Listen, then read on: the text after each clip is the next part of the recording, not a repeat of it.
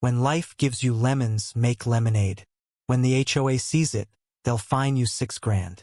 In the quiet suburban sprawl of Willow Creek, where picket fences gleamed and lawns were trimmed to military precision, a little girl named Lily Harper dared to dream small. At 10 years old, she set up a lemonade stand on her front lawn, a rickety table adorned with a hand-painted sign, "Lily's Lemonade, 50 cents a cup." Her goal was simple: raise money for a new bike, one with shiny handlebars and a bell that chimed like freedom. By noon, neighbors were lining up, charmed by her gap-toothed smile and the tart sweetness of her homemade brew. But by 2 p.m., the dream soured. The Willow Creek Homeowners Association, a self-appointed council of clipboard-wielding tyrants, descended like vultures on a carcass. Leading the charge was Karen Whitaker, the HOA president, whose name was whispered in the neighborhood like a curse. Karen, with her perfectly coiffed hair and a smile that could curdle milk, had a reputation for sniffing out violations like a bloodhound. A mailbox 2 shades off the approved beige? Fined. A garden gnome deemed tasteless? Fined. But this was her magnum opus. Karen stood before Lily's stand, flanked by 2 board members, their faces carved from the same stone as her own. "This stand is an unauthorized commercial operation," she declared, her voice dripping with smug authority. She slapped a fine notice on the table: $6,000 for zoning violations and unpermitted signage. Lily, clutching her pitcher, blinked back tears as the crowd of neighbors gasped. $6,000? For a lemonade stand? The absurdity was matched only by the cruelty. The news spread like wildfire. By dusk, Willow Creek was a powder keg. Neighbors who'd once nodded politely at Karen now gathered in clusters, their whispers turning to shouts. "She's a child," cried Mrs. Delgado, who'd bought 3 cups of lemonade just to see Lily smile. "This is robbery," roared Mr. Patel, a usually reserved accountant who'd never raised his voice in public. The HOA's rulebook, a 200-page tome of petty regulations, had long been a source of grumbling, but this was the spark that lit the fuse.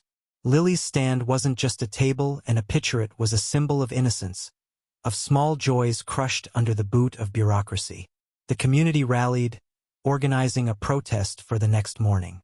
Signs were painted, petitions were drafted, and a hashtag Justice for Lily began trending on X. By sunrise, the street outside Lily's house was a battlefield of ideals.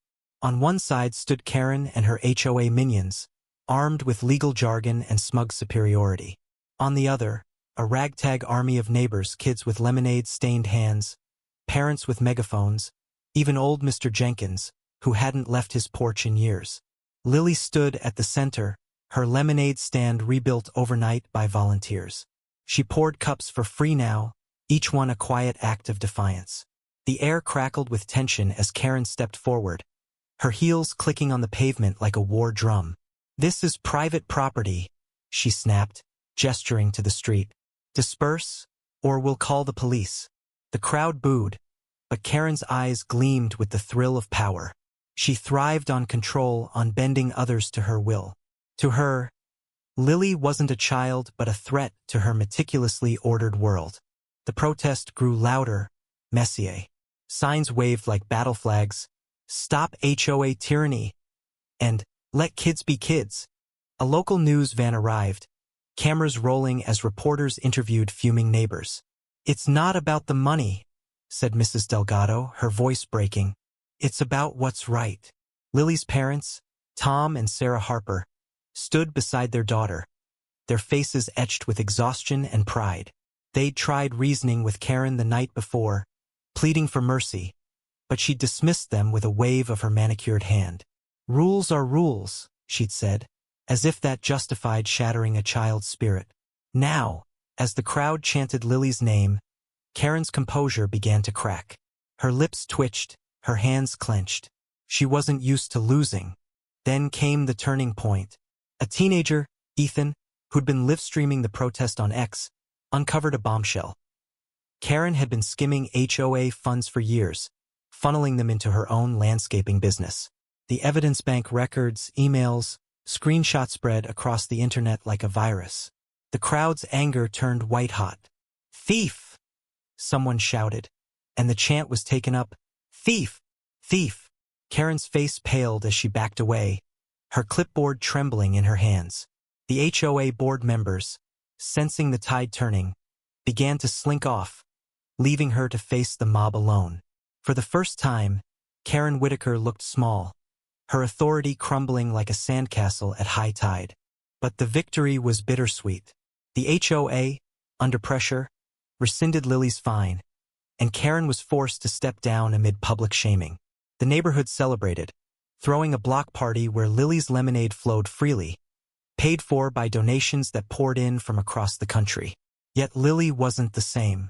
The girl who'd once laughed as she squeezed lemons now flinched at loud voices. Her trust in adults fractured. Her parents, too, bore scars. Legal fees had drained their savings, and the community's unity began to fray as old grudges resurfaced. Some neighbors, emboldened by the protest, began challenging every HOA rule, turning Willow Creek into a battleground of petty disputes. The lemonade stand, once a beacon of joy, was quietly dismantled, its wood stored in the Harper's garage like a relic of a war no one had wanted to fight. In the weeks that followed, the story of Lily's stand became a cautionary tale, shared on X and debated in coffee shops. Was the HOA the villain? Or was it the system that let people like Karen wield unchecked power? Was the community's outrage a triumph of justice or a fleeting spark that burned out too soon? Lily, now riding her new bike through quieter streets, didn't have answers. She'd learned a hard lesson. Even the smallest dreams could spark the fiercest battles. And Karen? She moved away, her name a stain on Willow Creek's history, but not before whispering to a neighbor, "I'd do it all again."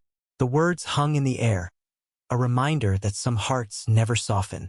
The story of Lily's lemonade stand wasn't just about a finite, it was about power, pride, and the fragile bonds of community.